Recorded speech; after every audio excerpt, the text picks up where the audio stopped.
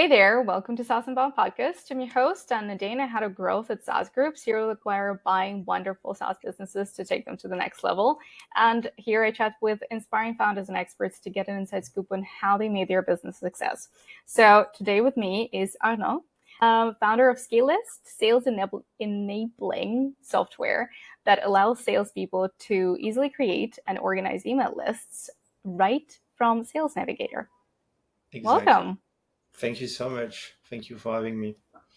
Sure, anytime. That was a bit of a mouthful, lots of sales and sales enablement, but yeah, it's it's interesting that you're building that. It's a pretty saturated thing, I think, at this point. But yeah, and that's why I'm also a bit more curious. Like, okay, how different you guys are and what's the mission here. But before we get there, let's talk about you, your background, because yeah, you sprouted out of a service business.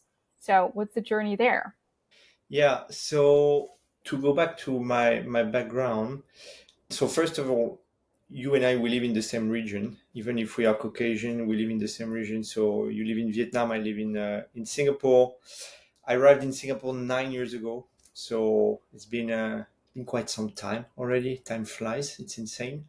Worked with different companies, Rocket Internet and Accelerasia, on different of their portfolio companies, where I basically learned sales and business development. And after that, in May 2020, with Youssef El Khadoui, which is my current business partner for two of the businesses that we own, so the ScaleLab and ScaleList. ScaleLab is a lead generation outbound agency that we created in May 2020.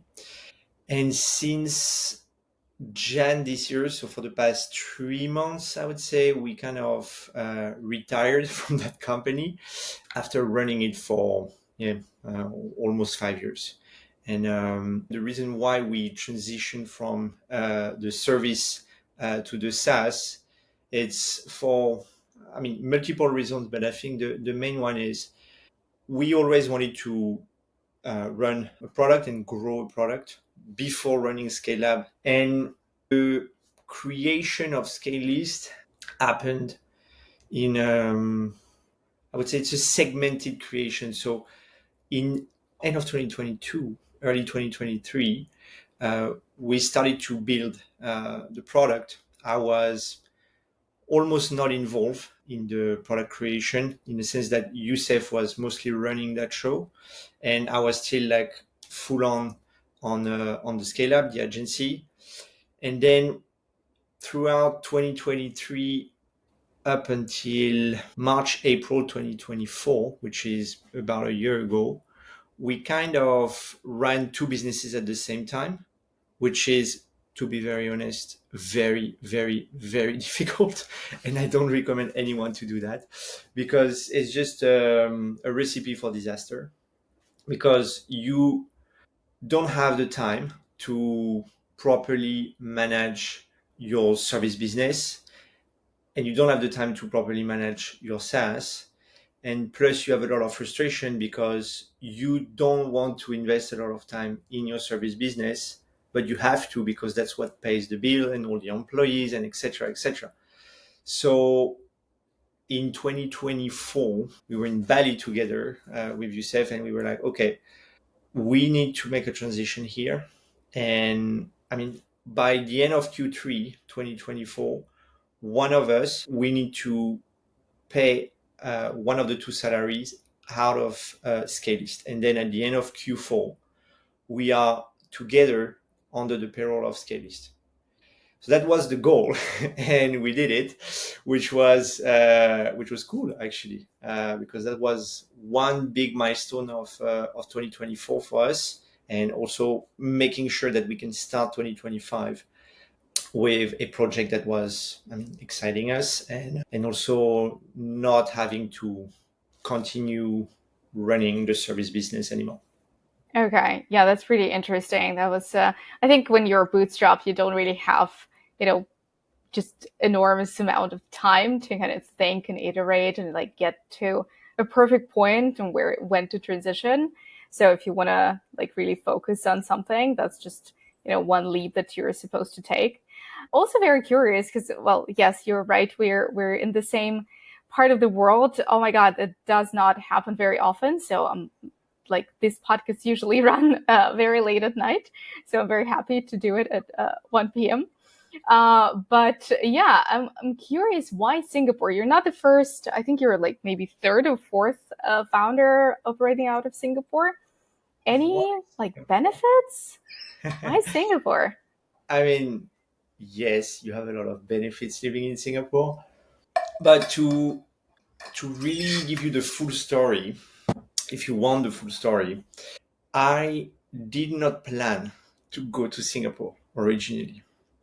What happened is it was in 2016. I was just like fresh from school, from business school, and at that time I was looking for a job in the US, in the Valley, California. I've done like 4 or 5 rounds of interviews per company, did not get any job there. And what happened is there was one European company that I really wanted to work for, which was Rocket Internet, the German startup studio.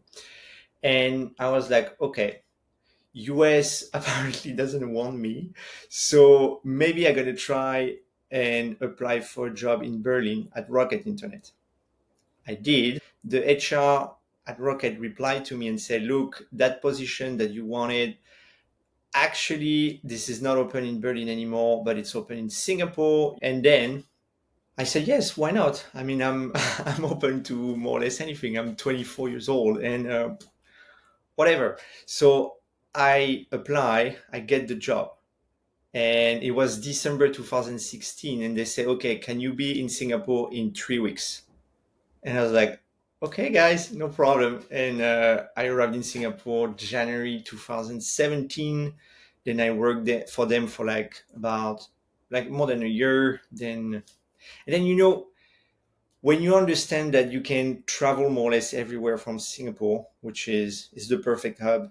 The weather is, I mean, it's humid and hot, and it rains like hard every day for like 30 minutes, but it's fine. Like right now, it's like blue sky. You don't have to worry about the weather. Tax wise, it's fantastic. You pay almost no tax. You are surrounded by so many people from different backgrounds, different countries. Like whenever you go for dinners with some friends, it's very often that you have, let's say, 10 people around the table and you have 9, 10 different nationalities. Imagine like the how cool it is, and also how much you can learn also from other people, like from different backgrounds and from different countries. So technically I didn't have any options that were better than staying in Singapore. So that's why after 8 years and a half, almost 9, I'm still in Singapore and I'm enjoying it a lot, to be very honest. All right, okay. How's Singaporean food after France? Big Uh, transition. very, very diverse. Mm-hmm. Very, very diverse in the sense that the food scene in Singapore is pretty amazing. In the sense that you have very good restaurants from a lot of different countries in the world. Like very good French, very good Italian, very good Indian, very good Sri Lankan restaurant, Indo, Chinese, Vietnamese, Thai. I mean, everything is good. Everything is good. And I think in Asia in general, like for example, I was in Korea 2 weeks ago, and same, they have a food scene that is incredible, like amazing Japanese, amazing Korean, amazing Italian. So I mean, I'm a foodie. I can eat quite a lot, and but no, the food scene in Singapore is pretty good. Like you have This very good. can this can easily turn into a food podcast. But to recap this, move to Singapore, great weather, no taxes, Yeah. and great food. Oh my God. Yeah, yeah. No, I mean living in Asia myself for quite a lot. I can totally back you up. But okay, let's go to ScaleList. And yeah, I mean I've had a few founders here who have been building something similar. I mean, Stefan from Expandy has been here, Mhm. and he's been in it fairly early, so it kind of could see Expandy grow from like the very first iterations to what it is now. And yeah, I mean, LinkedIn works, right? Let's be honest. LinkedIn works for B2B. It's an amazing channel. Mhm. How are you making it work for Mhm. your customers, and Yeah. what's the essence that's so different that it's you against them? Yeah. So that's a very good question. One element that I want to highlight here is we have plenty of competitors, a lot of guys like doing exactly the same things than us. However, one key part of the reason why we are able to exist and grow is due to the massive market that is available. And if you think about it, ScaleList right now, it's a one feature SaaS. It's very simple. It helps you to extract lead list and lead search from LinkedIn Sales Navigator, clean that data, and get the valid email and the mobile numbers of the leads that you just extracted. And it's literally, I mean, when I say one click, I'm exaggerated. It's like 3 clicks. Okay, it literally takes 3 minutes to get that information. So it's super simple. And what we need to take into consideration as well is, as we both in SaaS, and we both, I guess, pretty connected to our ecosystem, we tend to forget that there is quite a lot of people who basically don't know anything about LinkedIn Sales Navigator. They have never used LinkedIn Sales Navigator. They don't really go on LinkedIn. So you have the reason why ScaleList exists is because you have a lot of beginners and intermediate sales people. And what I mean by beginners and intermediate doesn't mean that they are not good or they are junior. It means that they don't have tech, um, the tech knowledge associated to sales. They could be very good at doing cold calling. They could be very good at doing door to door, but managing data and organizing data very simply is something that is complicated. Like, for example, if you need to run any specific workflow or build any specific table into clay.com, for example, it would scale my users like clay. It would scale my users because it looks, it's not that complicated, but it looks complicated for someone who've never tried any specific SaaS. Like, I have clients, they don't know what a SaaS is. What makes us different is the simplicity of extracting data from LinkedIn Sales Navigator in like 3 clicks. Also, one thing that we are super, um, I wouldn't say different, but we try to serve our clients as the best as we can. And when I'm saying this is the customer support.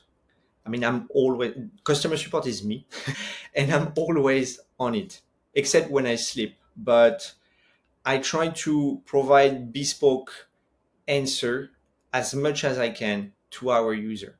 So yeah, that's more or less the way we are different, and yeah, and the market is huge. So we have a lot of people that we can target, that we can address, that we can help.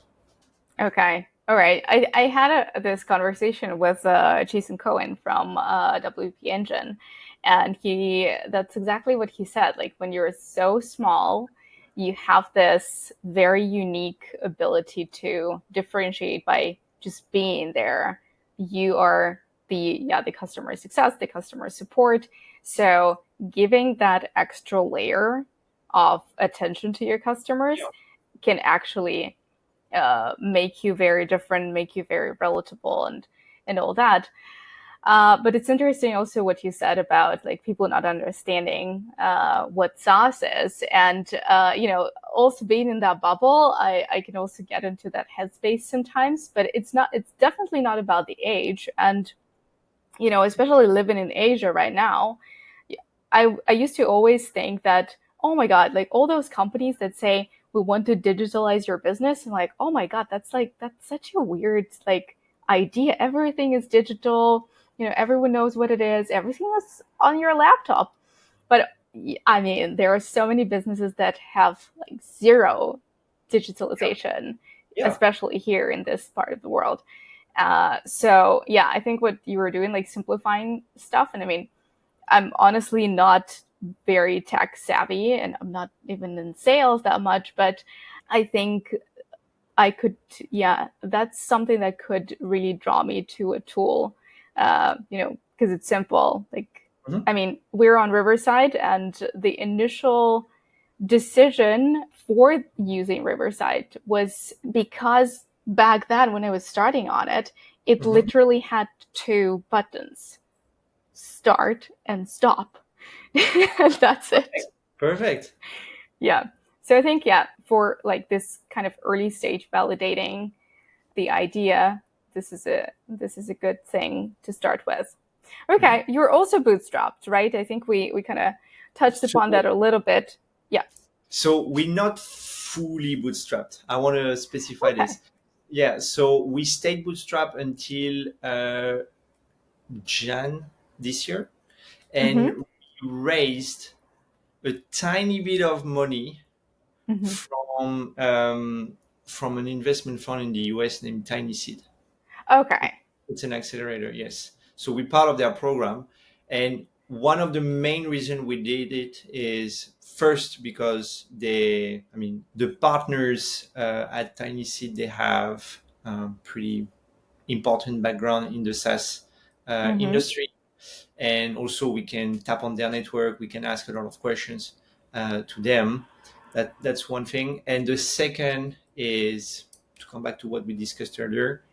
Youssef and I, we really wanted to transition, Mm-hmm. and even if we were profitable and also being able to stay bootstrapped in Jan 2025, we decided to take that caution Mm-hmm.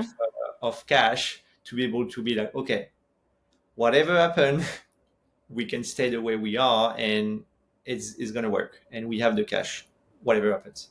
So that's why we did it. Yeah. Okay. Yeah. Thank you. All right. Well, I've had quite a few founders from like who have participated in Tiny Seed, and I would still call them bootstrappers because, yeah, like you Mhm. said, it's a tiny round, and yeah, you still kind of you're pushed to focus on the product. Yeah, Um, so yeah. Okay. You're almost bootstrapped. all bootstrapped. Yeah. So yeah, I was going to ask you like what are the, because we all know about kind of the pros of bootstrapping, right? It's the Mhm. freedom, it's kind of the ability to fully own your journey, and not being an employee almost of your investor. What are the cons? Like, what is okay? One of the things is, I think, not discussed enough, and that's something that you just brought up, is just the fact that, hey, you've got to make a living, and that's okay. But yeah, what are the cons of bootstrapping? So I think I can give a very detailed answer about that. My first company, Scalelab, with Youssef, it's a bootstrap company. And ScaleList, we started bootstrap as well. And the cons of staying bootstrap is, let's be very transparent, cash flow. Because if you make a bad decision, you make that bad decision is going to impact um, your P&L. And then there are some very important future actions that you cannot take. Like, for example, if you want to, um, let's say, run ads or hire any specific person to help you on a specific topic that can help you grow your company, you cannot do it because you don't have enough cash. So then you rely on learning everything, doing everything on your own, which could be interesting. And of course, your learning curve is, you learn a lot of things, but in terms of time, it's not the best way to manage your time. Like now that we have a little bit of cash and we're profitable and things are a lot better than before, you can iterate and basically run tests a lot faster, which at our stage is super important, I think. Okay. And that's one thing that I think I never asked. Is the tiny seed investment dilutive or not? Yes. It is. Okay. All right. I also want to ask you about growth. Like you just said, you're profitable. How are Mhm. you guys growing? And I know that at least the number that I have is 23% month over month, which is Yeah, that's what I shared with you. I think. pretty good. So, yeah, That yeah, was last week. I mean, yeah. That was last we're week. early stage. You have to, you know, Yeah, you need to uh, update.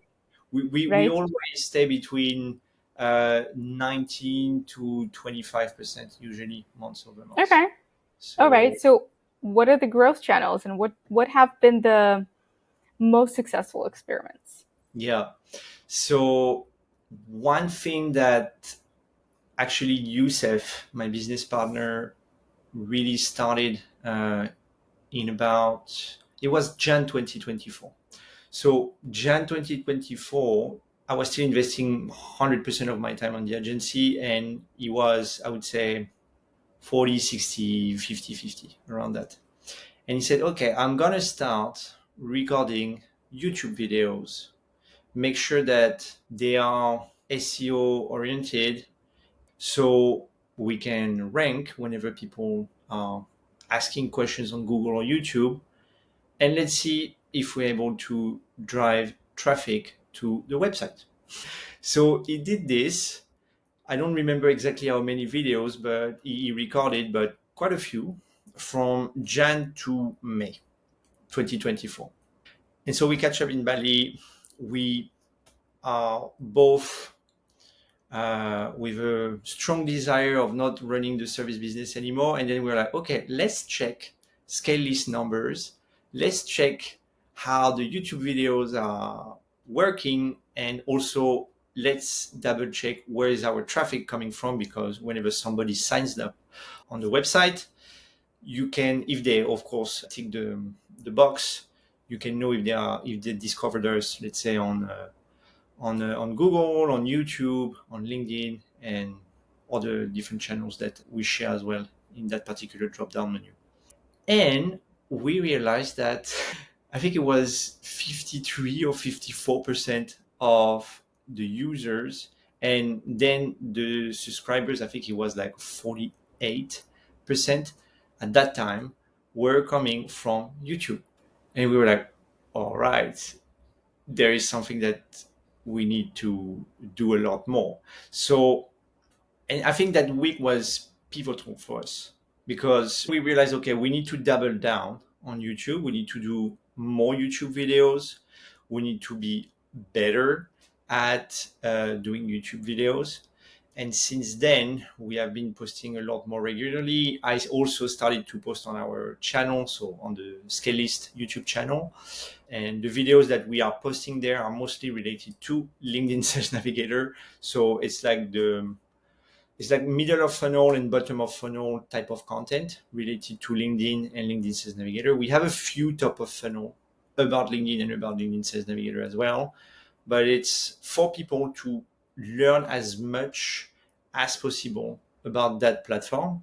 And of course, the bottom of funnel type of content, they show you how to extract the information that you wanted to, you basically filtered in Sales Nav, and we help you to extract that using ScaleList. So that's how we have been running some some traffic to the website. And yeah, so far it's still performing in April 2025.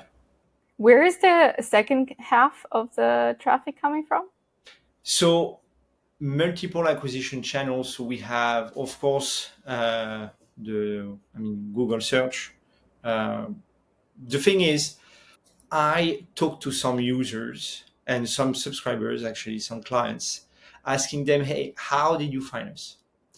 And most of the people, they write their question on Google, they find a video, and they click on the video, they learn something, and then they go to the website, and then they try, and then eventually they subscribe. So you have people. It's mostly like, are you going to ask your question? Is it Google or YouTube?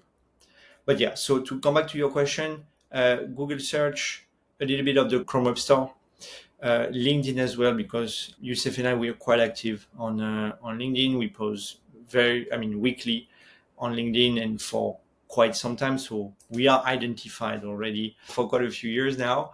So yes, mostly those 3-4 acquisition channels. I think that's very important what you just said. It's where people are actually searching because, yes, your content can be on YouTube, but I feel like when people are actually searching for something on YouTube, they want to learn, right? So they're probably beginners, probably very kind of early in their journey. They're on the lookout for information a bit more than they're on the lookout for a tool. And when Mm-hmm. people are asking that question on Google or whatever else they're using, they are actually looking to solve a problem and they want a tool to help Yeah. them. So yeah, that's a very interesting. That I mean, they're taking a journey through your YouTube Mm-hmm. content, but I think the type of the customer or user um, is a bit different depending on where they're coming from. Now that you are mentioning it, actually, I never thought about this, to be very transparent with you.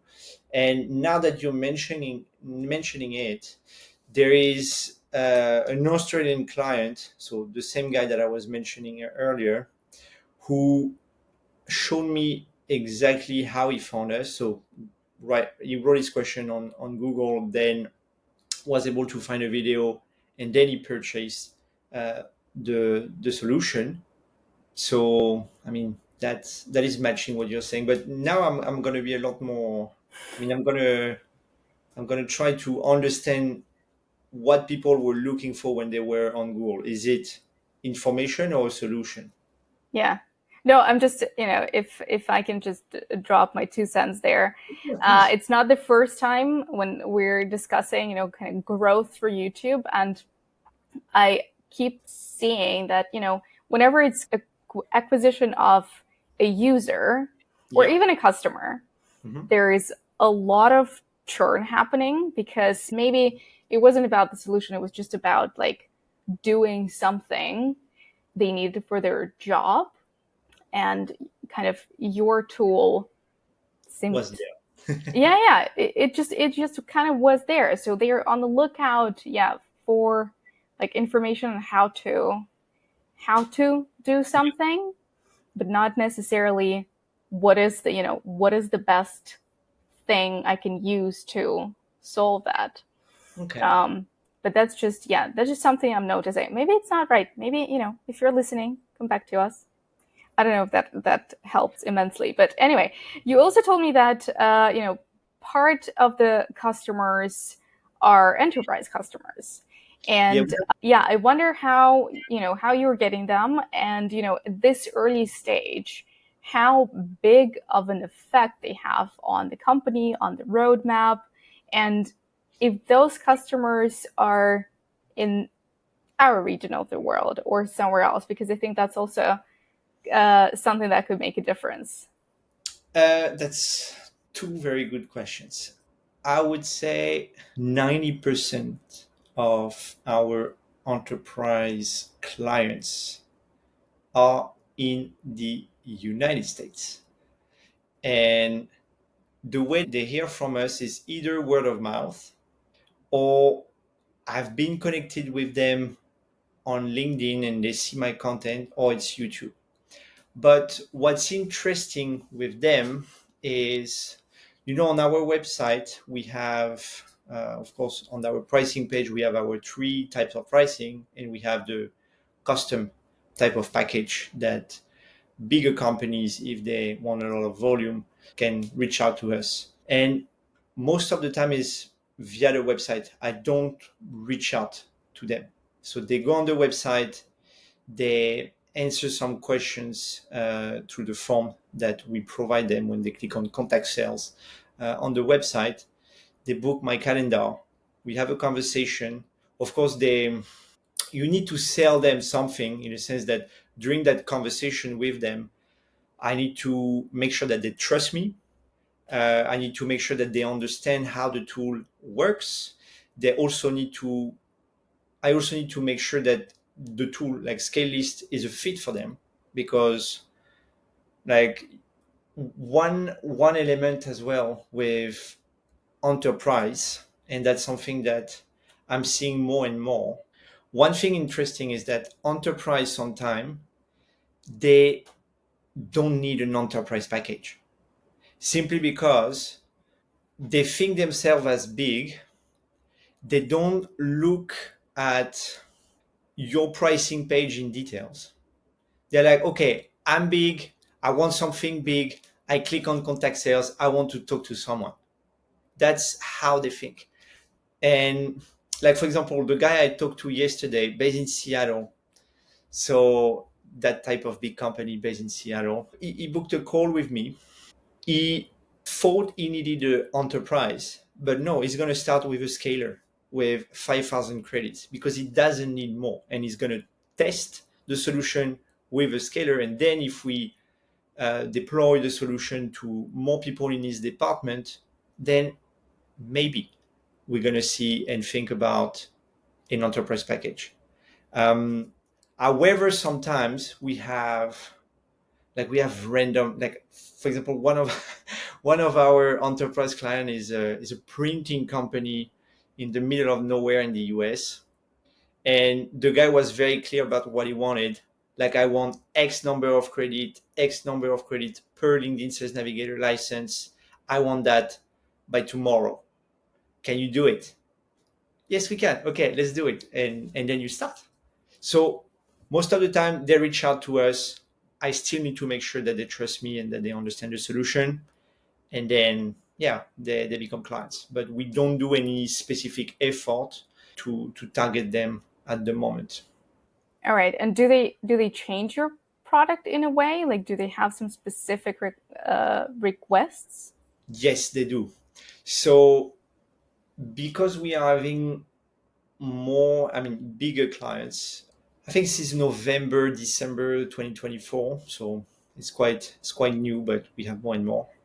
They Because they have multiple LinkedIn Sales Navigator licenses, they want like a team plan that is like where they can manage every single users from their own department, which is something that we don't have but that we are building.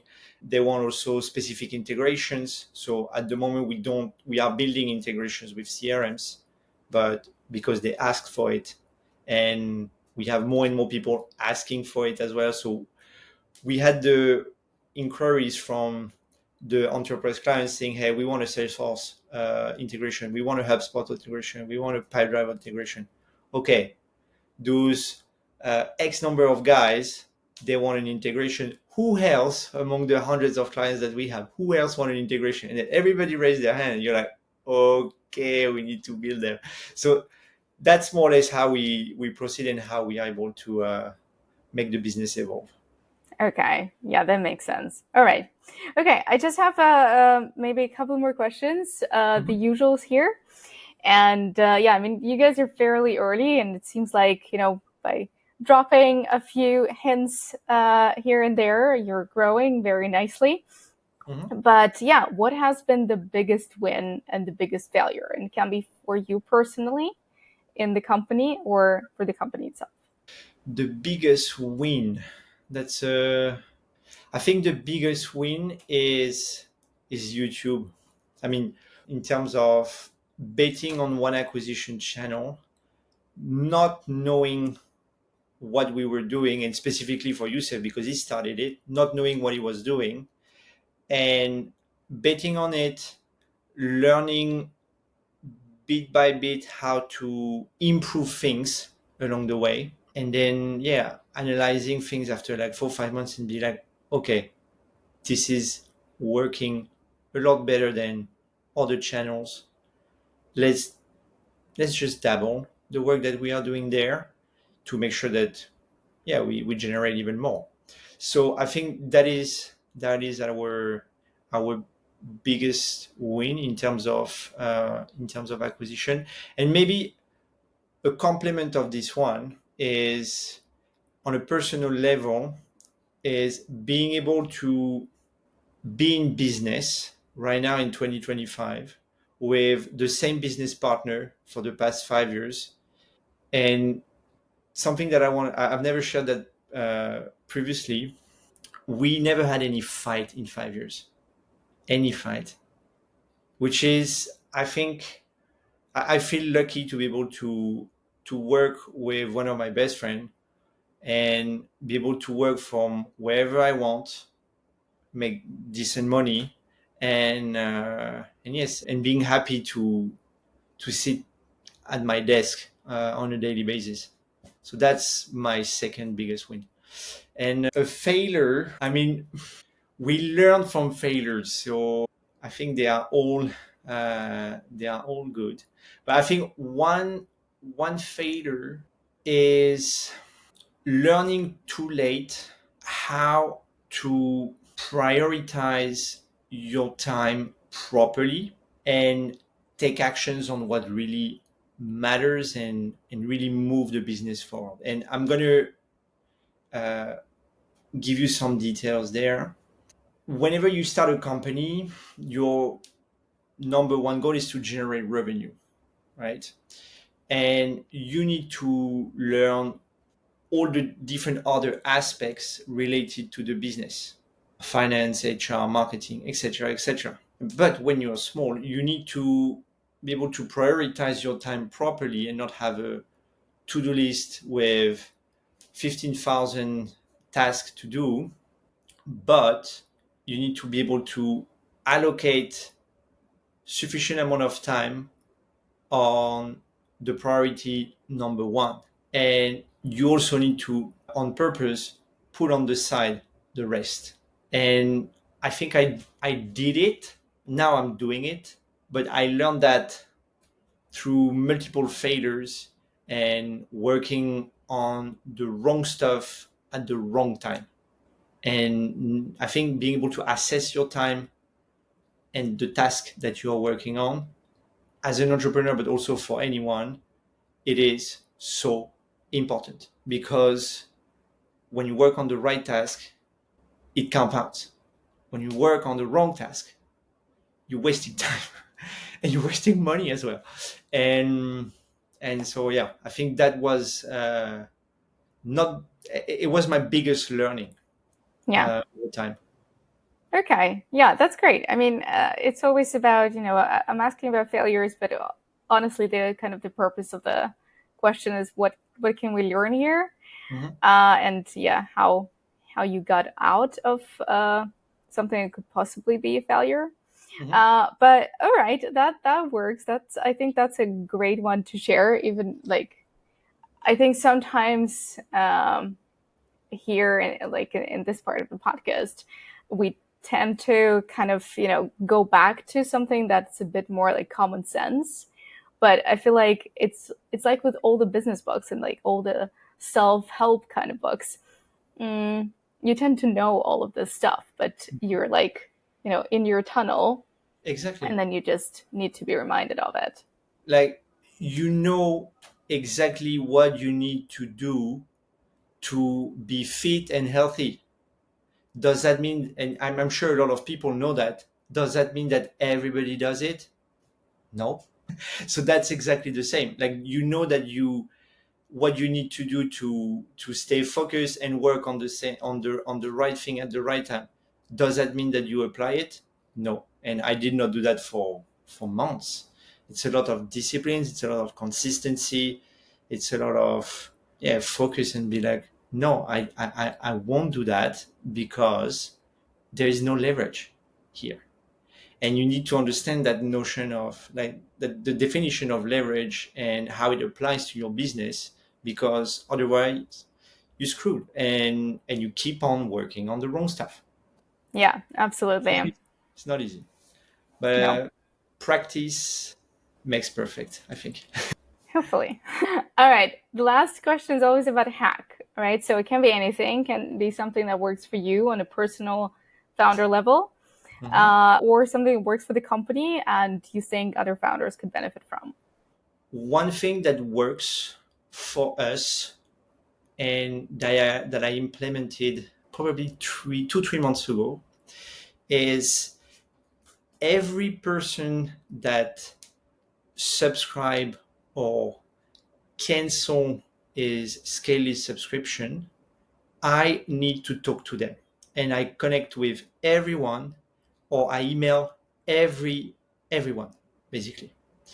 The reason is I need to understand why people sign up and why they cancel. And by doing this, and by it's part of my routine. I start with this every day. And right now, because I've been running this for 2 months, I'm doing it manually. So it's tedious. So I'm automating it. But doing this helped us to learn a lot about the why, like why people are buying, why people are canceling. And it comes back to, talk to your user, etc., etc. But a lot of people don't do it. And I used to not do it because you take the clients as granted. Oh, okay, yeah, they subscribe. That's perfect. That's fine. But no, because you don't know why they subscribe or you don't know why they cancel.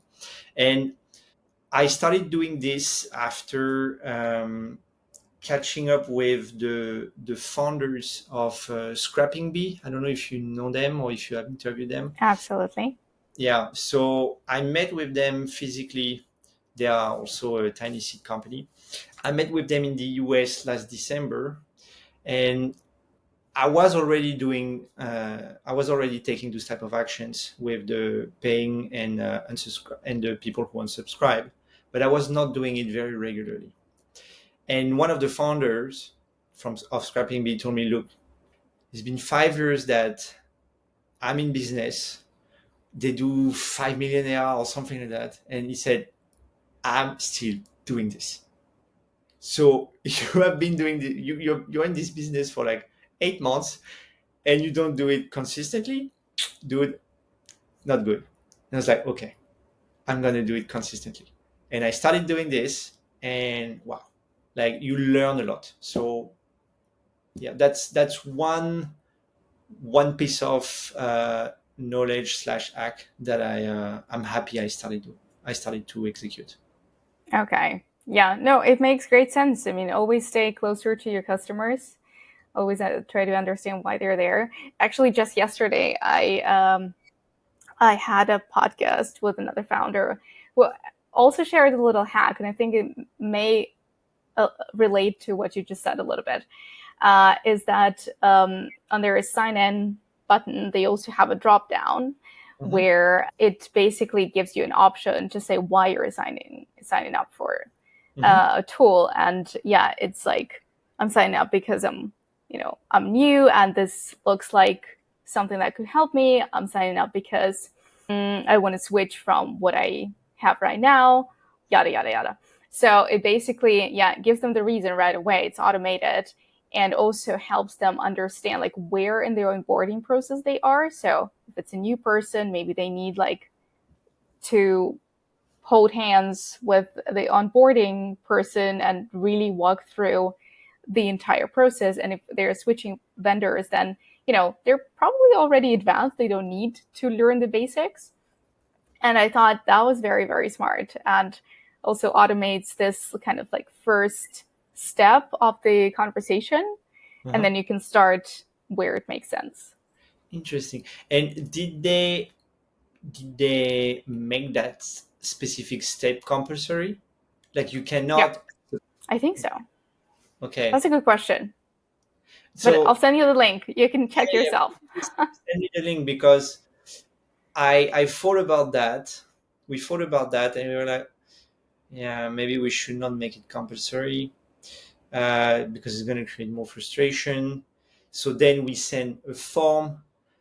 Honestly, the form, yeah, but we send that form in the cancellation email. You have probably 5 users who fill that up. So that's why I need to reach out to them to like get the real reason and connect with them, etc., etc. So that's a good point.